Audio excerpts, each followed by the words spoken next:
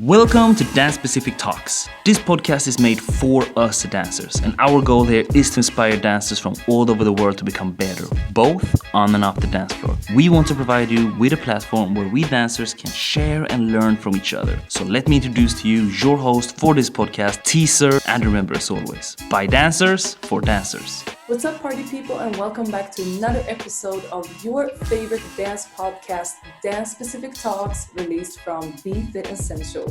Today, we are traveling all the way to Sweden as we are meeting the dancehall queen herself and runway slayer, Jackie, aka Mrs. Long Legs. This powerhouse of a woman has not only won several dancehall competitions, she's been to Jamaica so many times, and she's also created her own crew, which is now today a collective since 10 years back called Enough Crew. So with that being said, she has also gone into modeling and also competed in the voguing style of Runway. We are gonna ask her all about it, and I'm super duper excited to get to know her even better. Now, you already know what to do. Subscribe, comment, and like our channels. We're on all social media platforms on Dance Specific Talks, and we read everything. So now, let's get it going. Hey, welcome to this interview, Long Legs, aka Jackie, Enough Crew. Pop, pop, pop, pop, pop. Thank you very much. Such an honor to have you here. I have been longing to do this interview with you. For me, you represent not only several styles, but also like a very iconic Swedish dancer. And I'm super, super grateful to have you on this podcast with me. Yay! Thank you for having me. This is going to be a lot of fun. I'm looking forward. Yeah, I have prepared a bunch of questions, but just to check in with you right now, like, this has been a very unique year, and I just kind of want to throw out the question of like, what are you most grateful for this year? Oh, wow. That's a really good question. I would say three things. First is that I currently have my boyfriend living with me, and we had a long distance for a lot of years. He's from New York. So he moved here like a little over a year ago, just in time for the corona outbreak. So I'm happy that like we didn't have to do the long distance through the corona situation. So that's one of the first things, and just like having him here. Secondly, just being healthy, even though that I've had corona. I pulled through. I'm pretty well. I still feel some stuff afterwards, but it's not crazy bad. So I'm thankful for that. And then thirdly is that I still have a job, because not everybody has a job these days that used to have one. So I would say those three things. Yeah, for sure. There's like a lot of things we can take for granted that we, today and this year have been able to just look back and like, I'm so lucky that I have all these things in my life and that people around me are healthy enough. So definitely thank you for sharing that. I really, really appreciate it. Yeah. You know, it's funny because I have seen you for many, many years, but I actually don't really know how you got even into dance. And I know it's a long story, but I would love if you can like just maybe take us back and summarize like how you got into dance in your life and why dance became your passion. Okay, I'm gonna try and keep this short. But both my mom and dad were dancers. So they did shows back in the day. I used to look at like old videos of them dancing like Janet Jackson, Michael Jackson style vibes in like the underground somewhere back in the, was it 80s? So I grew up with that. And then I started dancing when I was quite young, but more like for fun. It was more like playing around to music. And then in around 2004-ish, I found dancehall, primarily the music. I got it sent from a friend. My best friend then, her sister sent me some files. I think it was definitely not MP3s. It was WAV files, wave files, whatever you call it. Over like, I think it was MSN Messenger, and it was a few like cartel songs, and I was like, oh my god, I love this.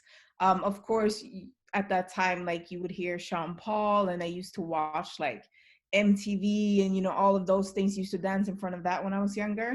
But from then I was like, okay, dance hall, what is this? I need to get into it. So around that time I saw Melpo from Skills in Sweden. Her and her crew Skills, they performed at a local spot here where I live, and I was like, I want to dance that. So 2004 I started dancing dancehall, somewhere around there, 2004 2005. Continued on doing that, and along the way of doing that I also have tried other styles like hip hop, and I've done ballet and stuff, but not for a very long time. But dancehall has been consistent. And then I also attended, I think it was through Streetstar, as many of you guys might know. They had like this little event together with some people who are into the ballroom scene. And I was like, okay, I need to check this out. So I did this little competition, and I did Runway, and since then, like, I've been hooked. And I think actually it was Perfect. It was Bianca Traum and company who had the event in Stockholm at that time, and Archie was there from New York judging.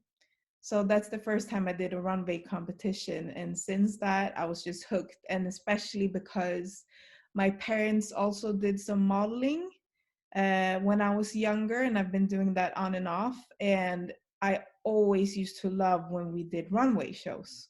So I think it stems back to that somehow. So that's kind of how I get into dancing, and I'm still doing it today. And I've been doing, yeah, it's like what, 12 years ago or something like that. And I started kind of late. I was around 17 when I started dancing. So yeah, that's the long story short. Yeah, and we're gonna get into these parts because what I find is so interesting with people who find these styles is that dance hall is not something that became really really big quickly. It's something that it has been and still is to a certain point very very underground, and it's mostly dance hall dancers that knows that in dance hall there are steps, and not everyone still even in the hip hop community understands what the culture is about. um, can can you tell me about your first Jamaica trip and what was so captivating with that trip that you managed to come back almost every single year ever since then? Yeah. Um, I when starting dance hall, dancing with Melpo Mels, she always had these like theoretical classes when it came to dance hall, because she used to go to Jamaica. So she would show us clips from Jamaica, tell us who the dancers were, etc., etc. So we got really hooked into it, and we were like, we have to go to Jamaica. At that time, it was also very known that Kingston, especially, was like very dangerous. So I would never have gone there by myself. But in 2009, I think, was the first trip. We went, me and my crew, enough dance crew, which was Alexandra and Stephanie at that point, together with me. We went with DJ Mike Youngsta and Nikki, that also you might know through like hip hop and house, etc. She danced dancehall back in the day. So we went with them because they were going to go to Jamaica, and we joined them. And on that trip too, we Melpo was there, and Francie was there from Skills, because they were there shooting a film, because they were residing in New York at that time, and they got casted for this dance hall movie together with a couple of great dancers from New York. So everybody was there at the same time, and we got to experience, pasa pasa being open is one of the street parties for people who don't know. Until like 7, 8 o'clock in the morning, you would see school kids walking by. We bumped into, I don't know, you saw Vibes Cartel at a club. You would see Movado at the party. You had Beanie Man over there. You had, there were so many people, and the vibe was just, you can't really describe it. And at that time, it wasn't a lot of foreigners there. We were foreigners, of course, but I would see an occasional like Italian dancer. Ale Vanil is one of them. If anybody knows who she is, she's a really talented dancer. And then I'm speaking from like the European side. And then it was mostly Japanese and Jamaicans. So it felt kind of like in a sense, undiscovered gem at that time. And we got to experience that. And we didn't go there for workshops and stuff. They didn't have that at that point. No dancers who were teaching classes. You had to go to the nitty-gritty street parties in the ghettos. You needed to know where to go. You needed to make sure that you park your car in a place, where you can get to it fast in case something happens. And we would meet, uptown people who are not a part of the downtown dancehall culture. And they would just look at us and be like, are you guys serious? You're going to the ghettos? And we're like, yeah, that's where it happens. Where else should we go? And then just the people, the vibes, it's amazing. You can't get it anywhere else. So that's why I kept on coming almost every year. I think I've been there. I actually lost count. I know it's about 7 somewhere, maybe 9 times. So yeah, and it's a great way to get inspiration and yeah. Yeah, it's crazy because when I was like looking back at like the YouTube page of Enough Dance Crew, I stumbled upon the Swedish rollout video from 2015, where I was also a part of this little Swedish group that was, just there. Yeah. And lots of memories, lots of fun. And I think it's what I also remember from the first trip is exactly what you're saying, that the realization of that not every Jamaican listens to dancehall and not everyone are at these parties, but Yeah. also like what you said, that first evening you see Bounty Killer, and the next evening you see Beanie Man. He's at every single party, and then suddenly Busta Rhymes showed up, and you're like, this could never happen in the States, but here we are in Jamaica. It's Uptown Mondays and everyone is there. Mm-hmm. So it is very, very unique. And I think it's so cool that you were there so early, because a lot of things have changed. I also, I would love to tap into your little crew, because you started with 3 people around 2008. When you went to Jamaica the first time, was that like I read somewhere that this is where you got baptized. Tell me a little bit, was it somebody who gave you that name, or was it something you came up with when you were in Kingston? Well, the thing was, when we started dancing for Melpo around 2005, some of us danced before that. It was a big crew of people. We were called the Blue Hill Girls at one point, and then after that, it was Break the Silence. And it was just a few of us that kept on dancing, because Melpo left to go to New York to live there. And dance and sing it and such. So at that point, I had only danced for about 1.5 years-ish, and she asked me if I wanted to like take over her classes in dancehall.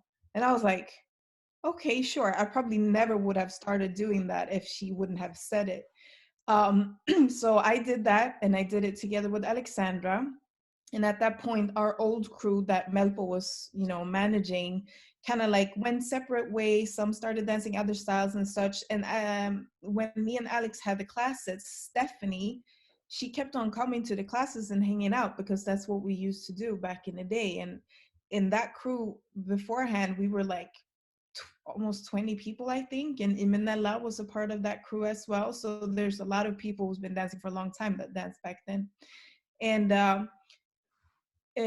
since we were hanging out, we continued on like the dancehall vibe, and we started at that point. I was 17, so we started like going out to the clubs, and it just became like natural for us three to hang out.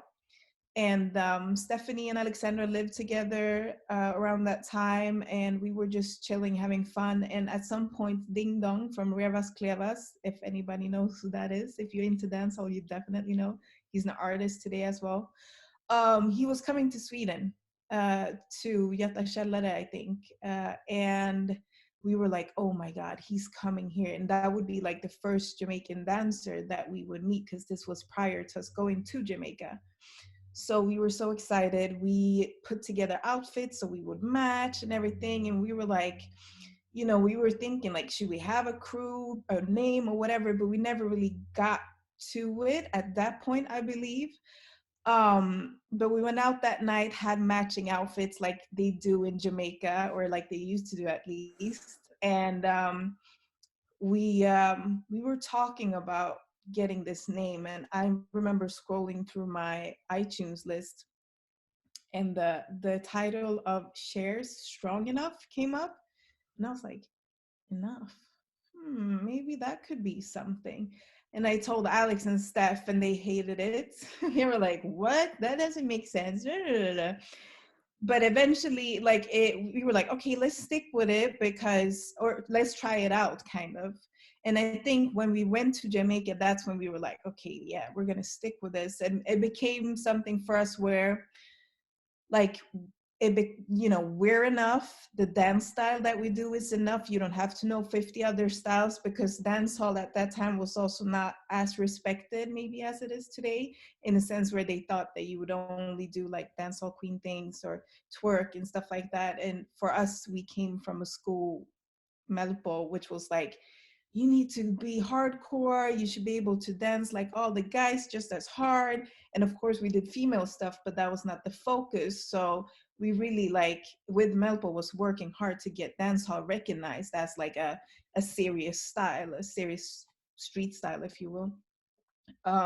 So that's kind of where the whole thing came from. And also, like, there had been drama in the scene and stuff, and we were like, we had enough of that. And so there's several meanings to the name. And I remember going to Lime Key, a little island outside of Kingston.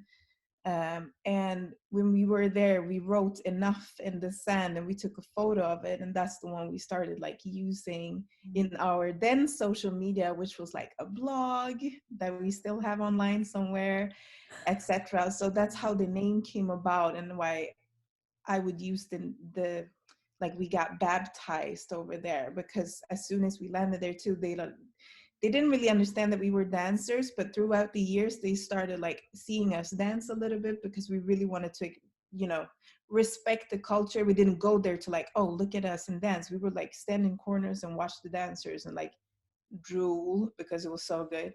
And eventually people were like, who are you guys? Who are you guys? They of course knew both Melpo and Mike, because they have been going before. But it became very exhausting to say like, yeah, we're enough dance crew, and then you have Double Trouble over here, which was Melpo and Francie from Skills. When they stopped doing Skills, they call themselves Double Trouble. And then we have Mike Youngsta, and we had Sarah Rebels, who lived over there, is another friend of ours.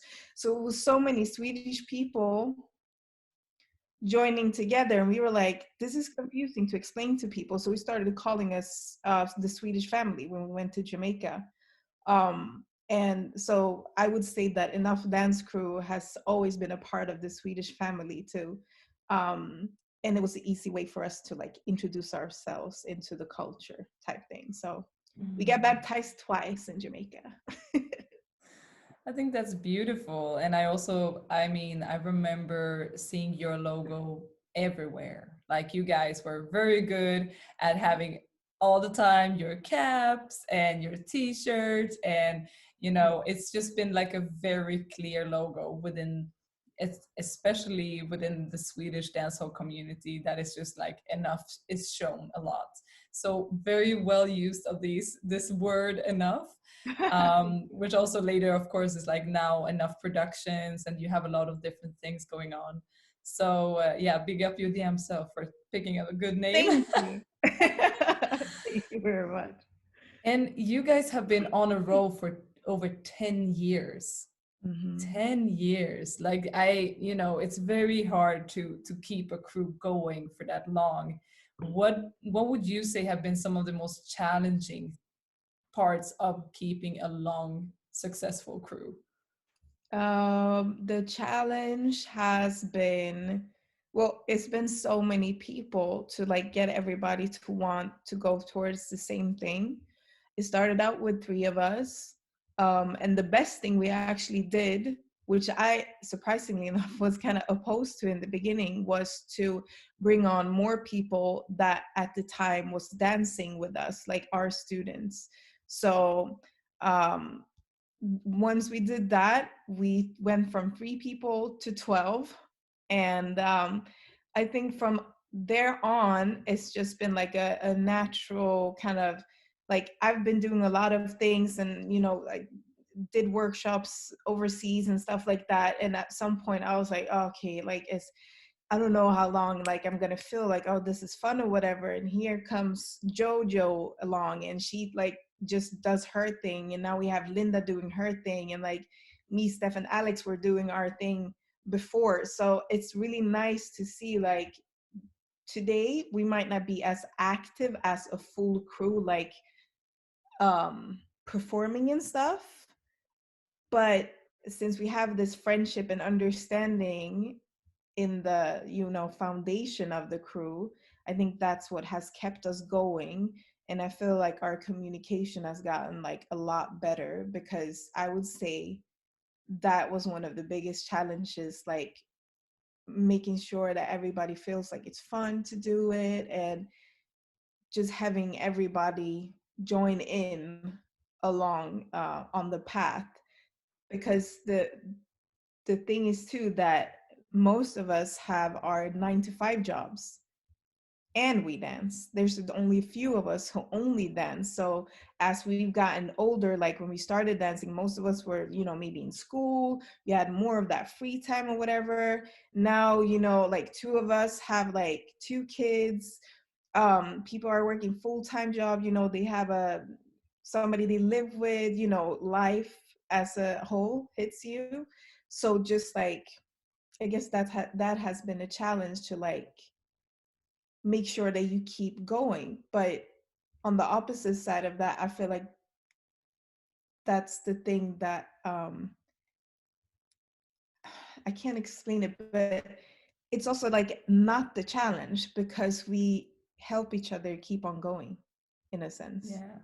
um so I don't know if that was a straight answer, That was but it's a great answer. And I think that a lot of people forget that running a dance crew is like running a family and a company at the same time. And you have like for sure. the professional stuff, like do we need a website? How do we take bookings? How do we keep our name out there?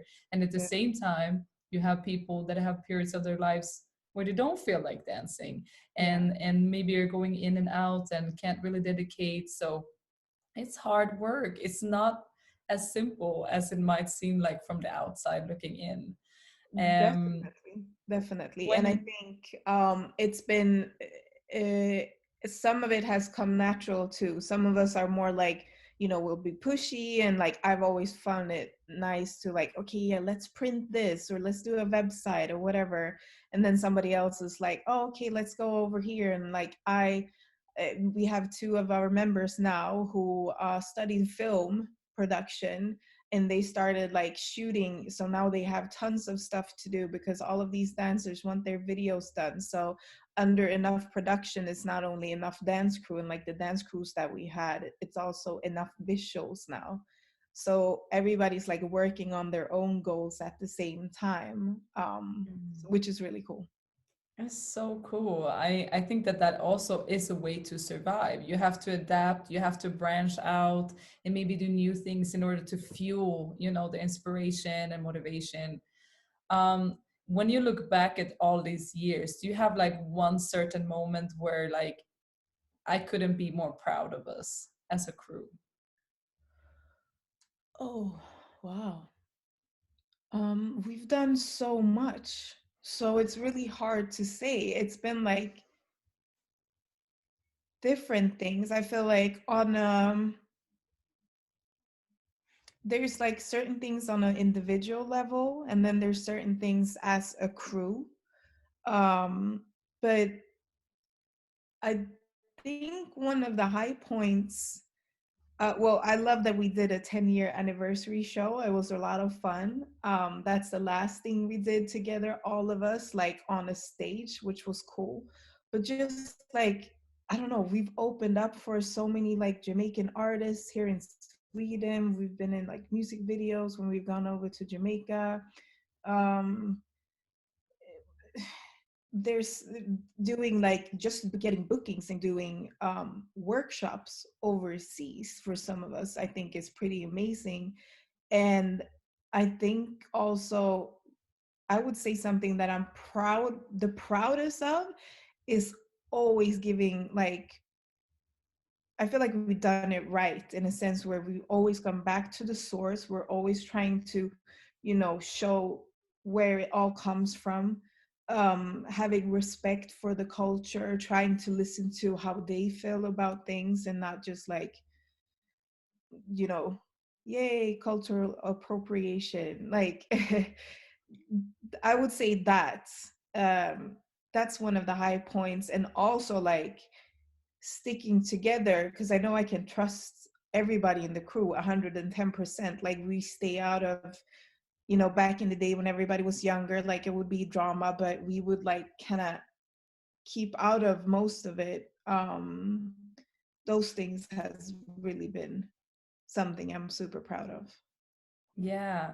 Yeah, because one thing is also, this whole thing of like connections in Jamaica too. Like, how have you guys managed to stay authentic and not just become this, the European crew coming to Jamaica, taking steps, going home? How has like you build up the relationships with your people in Jamaica throughout the years? I think there's been a few things.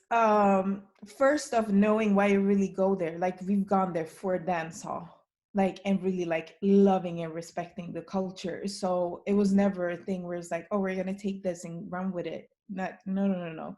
Like we've been obsessed with, the whole culture and the people in it and everything. So that has been one thing, and I think that also comes from just finding your real love for it, but also just like how Melpo taught us from the beginning of giving credit to the source, letting us know where to find things. I remember me and Alex, before we went to Jamaica and when YouTube just started, we would sit for hours on YouTube and just be like, okay, look at, party videos, might be 5 minutes, 30 minutes, whatever, and just sit and listen. Like, what are they saying? Who are these people? Oh, yeah, we recognize that person. What is the selector? Why is he choosing this song? Is that a new dance step? Like, we had to get into it in a whole different way than how you get into it today. You can basically go online and just, in Instagram and just check things out and you get it served. So I think that has done a lot. Um, what else? Uh, Do you have some certain people that you always come back to in Jamaica? Some dancers that are like your closest ones? uh, yes and no. One thing too that I wanted to is because to tell you that when we went there, we kind of like, absolutely, that we did hang out with people at times, but we kind of stuck to our crew. So if anybody would like, I don't know, Mike, for instance, he would be there for his music because he's a DJ and producer. So he wanted to go to the studio, do stuff like that. So I think that pertains to the first thing I said, like you had your main reason and your main goal is like the love for the culture and what you feel like you can really like take from it, but in a respectful way. So we didn't want to least in the beginning, go there and hang out. Like, oh, let's go over to Rivas and hang where they live, or let's go to, I don't know, Riffical team, then MOB to hang out with them. That was not a thing. We would only meet them at the parties, and maybe, you know, after the parties, like you would hang out in the parking lot outside of Limelight, close to Halfway Tree, and you would get a chance to talk to Shelly Belly and actually ask him like, yo, what's your real name? How long have you been doing this or whatever? And you might get some like a taste of who's behind the persona, the dancehall persona. So I think that has done a lot, and knowing that we want people to, at least I have always felt like I want to come back to Jamaica for years, and I don't want them to be like, oh, here comes the Swedes again.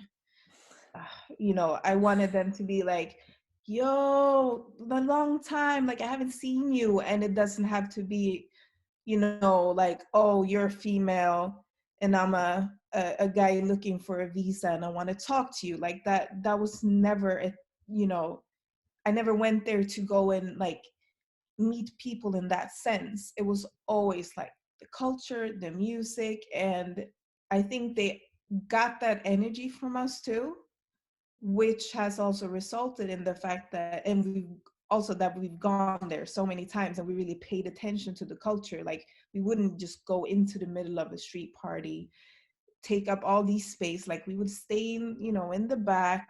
We would approach people respectfully. We would go and support the people that has the party, buy stuff in the bar, and just like, you know, give money for a money pull up or do stuff like that. So I think they saw how we moved too.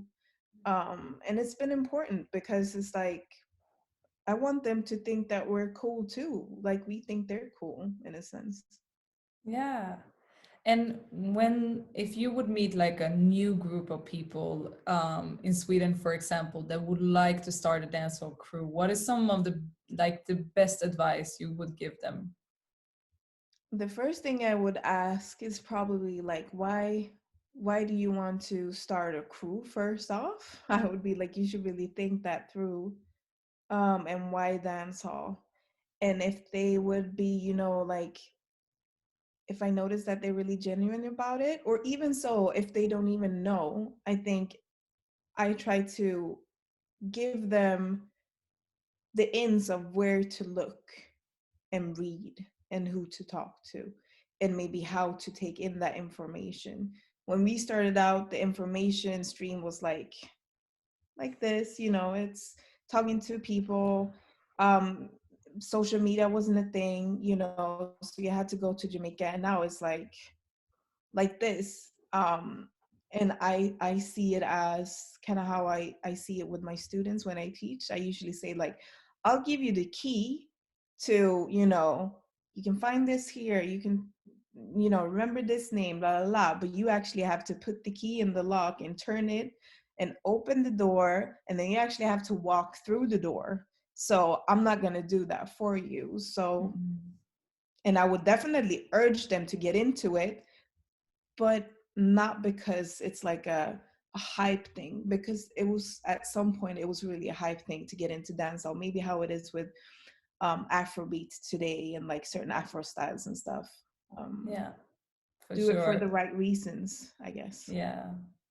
I remember talking about Ding Dong coming to Stockholm. I remember that when I would love to start learning about dancehall back in like 2006, maybe, you know, we didn't know what to search on YouTube. It wasn't that easy. When you search on dancehall, you had the Japanese dancehall queens jumping around, and that was it. And I was like, no, but I want to learn the other steps, which ended up I ordered a DVD of Ding Dong standing on the beach, and like it is just would come up like he would stand there with a gang of dancers, would come up like Santa Bounce or Flowers of Bloom or, you know, Over the Wall or whatever. Was it the dance documentary or whatever they call it?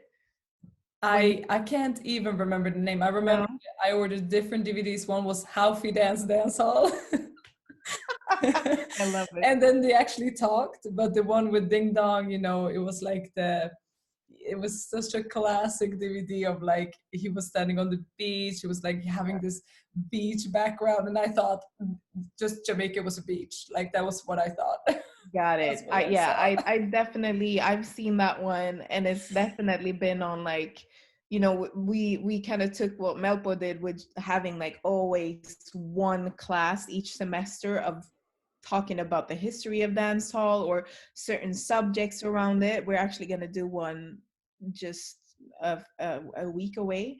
And we used to show parts of that documentary to our students. And I think Sweden, in a sense, have been really good at really going to the source, finding the source, and like getting information and doing it for the right reasons. I feel like both in Gothenburg and Malmö and like all over Sweden, people are really have been like getting into it. And I've heard from Jamaican dancers that they've been like, yo, Sweden got it like down. Like you're really doing it for the right reasons. And I think that's really cool.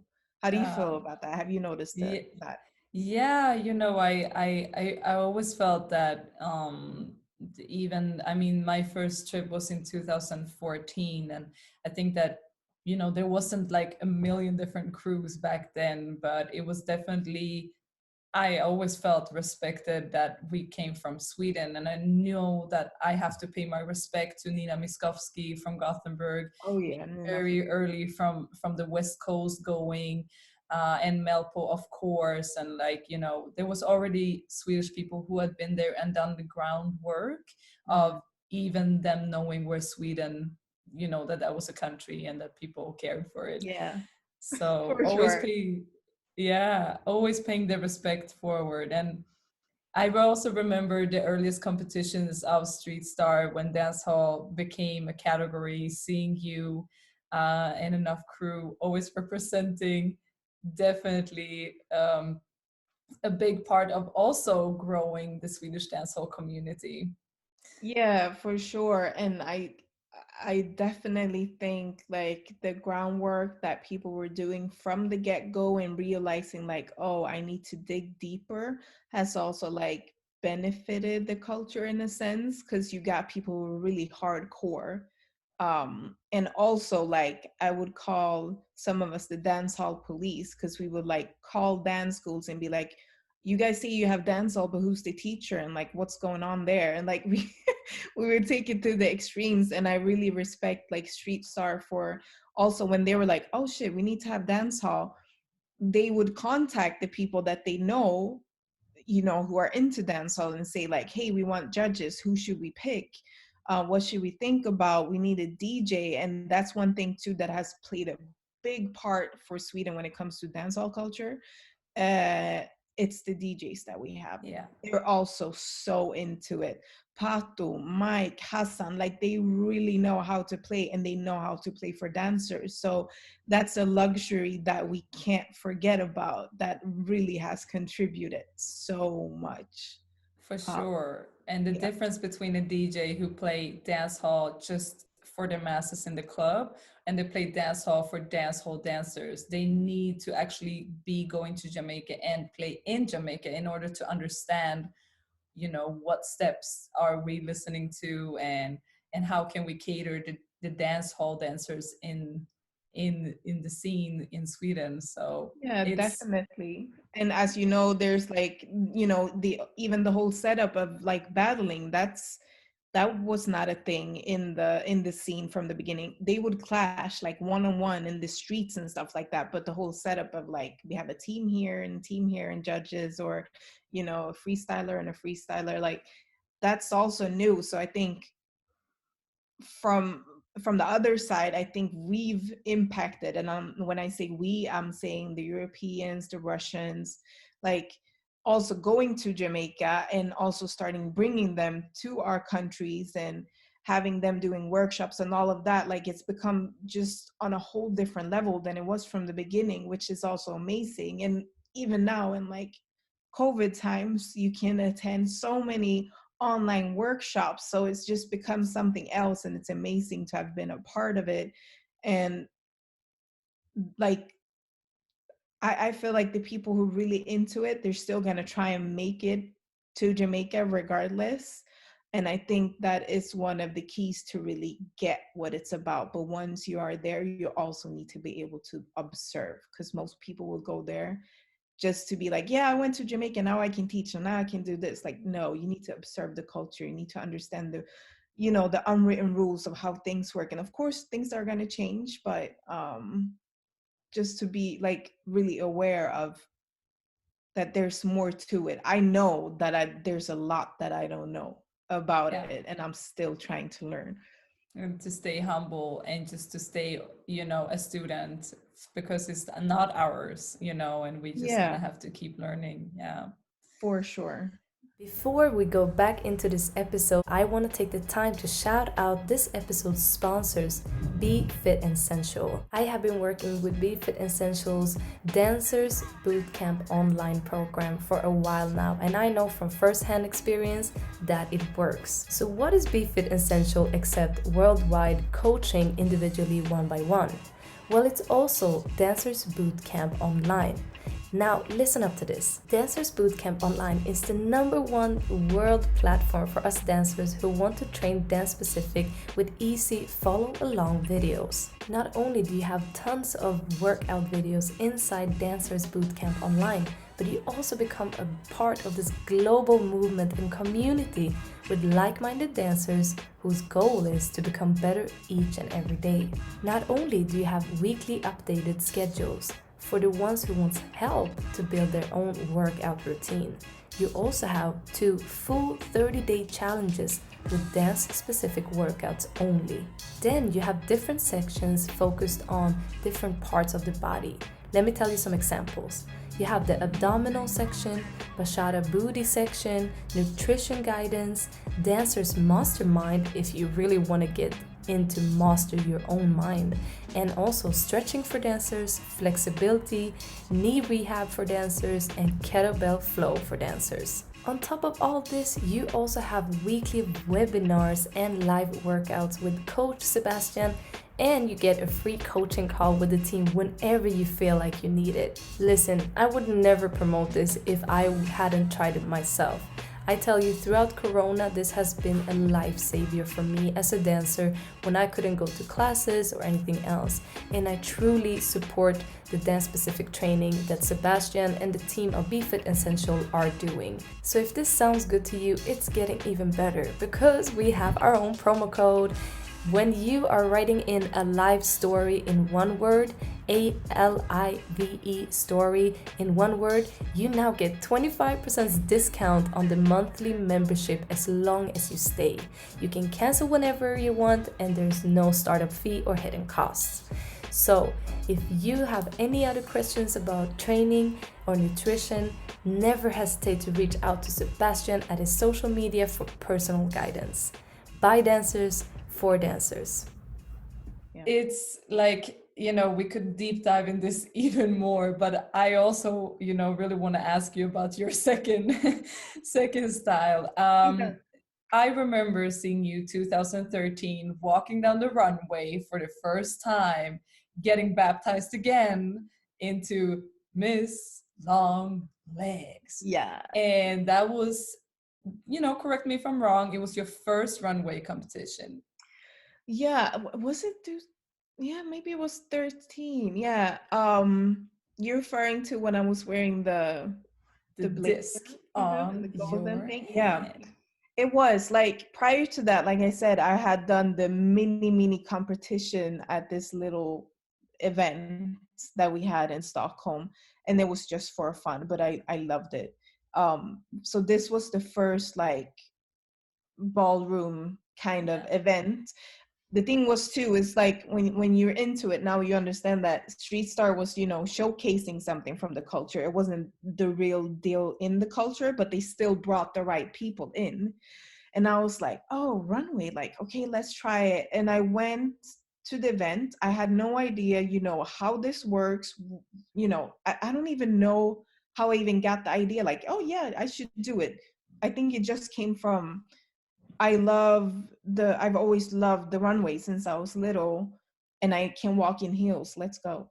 So, and I was this close to not doing it. because I realized when we were there that they had, you know, themes on the categories, like, okay, you should dress as this or whatever. And I was like, I had no idea. All I have is this outfit. And Steph, who I is my best friend and who I danced with for all these years, dancehall, she was like, no, you have to do it. And you put this gold plate thing on your head and just do it. And I did. And people were like, where the hell did she come from? Here's this dance hall dancer, and she's entering, like doing runway, and I won. So, and that was like, what? Oh my God. And it was so much fun. Oh my God, I loved it. Because the So funny that's kind part of of how. this is like also that you brought the entire dance hall crowd into that voguing competition, which was even more fun. Also thinking about that, you know, dance hall has very like not maybe so open-minded roots when it comes to like homophobia and all of that, but you just brought the entire crew into that voguing room, and people are just like, that's ours, you know, everyone not even knowing, you're like, she's from our style. She represents all of us. Yeah, definitely. That was so cool. Like, and that happened. I did that competition 3 times. And I would say it happened at least 2 of those times that I can remember that the whole dancehall crowd was there. And I mean, dancehall, at least at those events, but yeah, I would say in general too, is known for the vibes. You already know, like it's Yes. bra bra, it's screaming, it's showing appreciation very loud and vocally. And so, like, which I also see in the ballroom scene. But like you said, it was a lot of dancehall people there. They never seen it, and they're like, hold on, that's Jackie, what's going on? And they just, oh my God, the vibe was crazy. So yeah, that was so much fun. And also Deshaun was there. He was on the microphone, and he started calling me Long Legs, Miss Long Legs. And since then I've had that name. So he basically gave me that, obviously because I have long legs. um and I And you know added, how to use them. I do know Yes. how to use them, at least that in that sense. And we cannot forget, like, okay, so you did two, I think you won 2013 and 14, and Yeah, then and you then came. Deshaun, because he was up there for all of those years, and he Yeah. said, next year you're not allowed to walk, but the year after that you're gonna go to like directly to the finals. And I was like, oh, oh, okay. So that's how it was. So yeah, I won the 2 first years. I sat 1 year out, and then the last year I did the The plastic. legendary plastic jacket unfolding into a huge skydive type of, you know, bubble. And we will never forget that year. And it's just the most iconic, you know, situation in street star history, I believe, you know, Yeah, it is was one of the crazy. highlights of that Yeah, entire competition. the thing was, it was so random. Because the theme of the that year was like, you know, sustainable or recycling, something like that. And then it was like, oh yeah, runway, you should have a outfit that's like incorporated with plastic. And I was like, oh my God. And I am also a perfectionist, so it's really hard for me to like be like, oh yeah, this is cool, or I'll just go with this. Like, no, it has to be like, even when we were doing the dancehall competitions in Streetstar, because fashion is so important in dancehall, they also had this prize for like best dressed, and we would win that when we were competing, like when we did Dancehall Queen too. Like I've done that. And it's always been important for us to represent, even at going to the dancehall parties in Jamaica, like look fresh, you know, you got to go all in. If it's a white party, you dress white. Like we've always been like that. So I found this outfit from a girl who was like doing her last year at some designing school, and I was like, oh, listen, could I try that on? It looks really cool. I might be able to use it. And she was like, yeah, sure. And she sent it to me, and I used it, and I was like, oh my God, how are we gonna have, get this to work? Because I was like, I need to practice with this, but I didn't really have time. And, it became so big. So you needed a space that was big enough. So I didn't really get to practice. So basically what we did was just like, put that on. I had a jacket over it that a friend made for me, and Steph wrapped this thing around it. And I was like, this is kind of like a, what do you call it? A parachute. If you don't pack it correctly, it's not going to come out because it's not supposed to be packed. But if you look at the video, everything just, the timing is like, it couldn't have been better. And all I could see was like, especially Danielle's face, Danielle Polanco, who's been in the scene in New York for a very long time. Her face just said it all to me, and Archie's reaction too. Like those two stood out to me so much that day. And the whole crowd, oh my God, the love was unreal. People were like standing up and they ran around, and like, yeah, that's one of my favorite moments of, dancing or ballroom or yeah. It's such an epic moment. Like, also I had to see it again today before this interview, and it's just like such a crucial moment where you just pull that string and you just, you like praying that it's gonna open up, and it just does it. First of all, perfect in front of the judges, then second of all, perfect in front of the audience. And you're like, oh my gosh, I can't believe that this is happening. And you also looked like you came out of the ocean with your back slick hair, and then the blue bikini and these glittery long legs. And it was just like, yeah, she is the ocean saying we should now throw plastic in that. Yeah, that's true. It has an ocean vibe. It's kind of like I don't know what they're called in English, but manet, those underground. The jellyfish, Jellyfish, yeah. And definitely shout out to Steph, because she's always been doing, my makeup, or she's doing my hair or stuff like that. And she's always like helped me so much when it comes to this.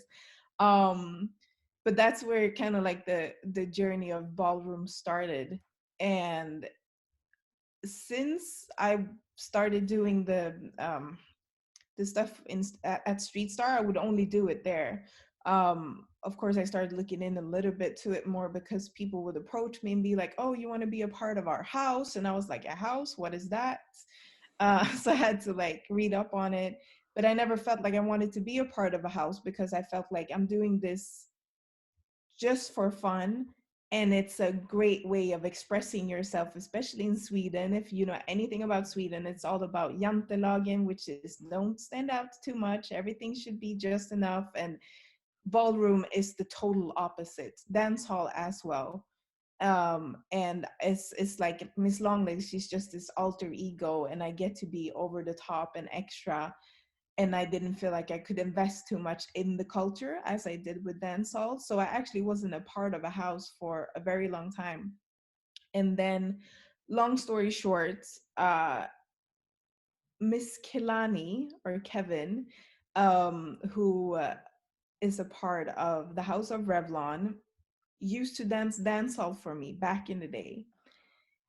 And she would always be on top of me like, oh, you need to join la. And Steph joined the house before me, and Naim Enough, who also danced in Enough, he joined Revlon before me. And I was like, if there's any house I'm going to join, of course it's going to be with people I already know. And, the vibe was there. So I joined the House of Revlon. It's maybe 1.5 years ago or something like that. And I've attended a few mini balls, and I also attended a big ball in Paris last year, almost a year ago. And I just love it so much. It's so much fun. That's it. And I also still feel like, maybe that confidence came from, dance hall and being all that extra. So, me and the rest of all the dancer lovers are still like, she's representing us, and like, keep going, we be there with the horns. Yeah. Oh my God, the So horns. As you like, if you meet me anywhere in a dance hall scenario, no, there's a plastic horn that's gonna come up and it's gonna sound loud as fuck. And that's because that's my thing also. Like I film people and do stuff like that. I'm always screaming and hyping, and I've definitely, like you said, I think it came from the dance hall and gaining confidence in that. And I also see a lot of similarities between the ballroom culture and the dance hall culture, like the fashion and just the way you express yourself coming from, a part of society that getting like pushed out, you're out of the norm maybe. And also the fact that you have, a person on the microphone and you have somebody playing the beats, and there's so many things that yeah. is like really close to each other. And like you said, the main part that I see a big difference is how you view um being straight or gay and stuff like that. So I guess what I don't like about dancehall, the homophobia and stuff, I compensate with being a part of the ballroom scene that is so much more accepting of everybody. And yeah, it's Yeah. it's amazing. I can't wait to see what's in store for you. And I know I could talk to you for hours more about this, but I always have a part of the end of this interview, which is fill in the blanks, which is Mm, basically me saying the first of a sentence and you ending with either a word or the end of a sentence, which is really hard because oh, you're just gonna try to not, overdo the answers, which is very easy to do. yes. Are you ready? I think so. As a teacher, I always want my student to. Feel like they learn something new and develop. Ooh. I believe people mistake me for being. Oh, I don't know if I have an answer to that. Mistake me for being. I wouldn't know, to be honest. Um, Maybe they think that you look like Miss Long Legs every single day, but you don't. well, yeah, that you know what? That's one thing. I'm definitely not the person who would like be like, oh my God, how do I look? And like, nah, I did put on a little bit of makeup before this, but usually I'm like very chill, but I love the whole dressing up part and going all out. So if you only see that, which you usually see in ballroom, or if you see me out in the club or whatever, yeah, that's probably a misconception. I do not always dress well. Thank you so much. Now we can all relax and take a breath, you know. So thank you for taking down the pressure. Yeah. Okay. The best advice I have ever got was, Ooh. The first thing that popped up in my head was learn how to be by yourself. My mom would always say that to me. It's one of the things that really stuck with me. Um, it's learn how to be by yourself, meaning not that you have to be lonely, but not needing, let's say, to be in like a relationship with somebody because you're alone. Like, learn to just be by yourself and get to know yourself and all of that. And on top of that, if I can add a little extra, is to be a kid as long as you can. mm, So don't rush to grow up. You're only a kid once. And I think my mom always did that too a lot. She was really aware of like, okay, I want you to, be a kid as long as you can. You're gonna have the responsibilities of paying rent and working eventually, but don't stress it. wow, the first one could be the slogan of 2020. I just want to say that. It could be the slogan of this year. Hashtag learn how to be by yourself. Yeah, for sure. I think that's really important. And I'm understanding that I feel like I learned how to do that quite young because of my mom, but I'm noticing like friends around me and stuff, is like getting to it and really learning it now, like being, you know, in your 30s or older, and everybody's like starting to get it, and it's never a bad thing. No, and it's never too late. You know, you're learning a It's never lot. too late either, for sure. One of my future dream is. To live in another country. So I see myself being at least like 6 months somewhere else and then 6 months here. At some point, I wanted to live in Jamaica. Then I realized I'm probably not going to be able to live there. It's going to be very difficult. But I have a boyfriend who's from the States. So I probably would want to try and live there post the Trump era. Yeah, let's see if some visa laws can change up real quick so people Yeah, can actually let's stay more hope. than 3 months. Yeah. All right. I wished everyone would try. I wish everyone would try. Ooh, to go out of their comfort zone more. That's when you grow. That's when That's you it. grow. Yeah, for sure. And the last one would be today, I really want to love bomb this person. Oh, wow. Well, today, as any other day, um, I would want to love bomb my best friend and sister, Steph, enough because we found each other through dancing. I thought she was terrifying at first. Turns out that she was not. We ended up living together. She was supposed to stay at me and my mom's house back in the day for like 2 weeks. She stayed for 2 years. We happened to have the same birthday. We used to work at the same job, and we dance together, both dance hall, and we do the ballroom thing. And like, I don't know what things be would be without her when it comes to the whole like just living life, but also like the whole dance scene and stuff. So I would have to show her some extra love. Shout out to Steph. So beautiful.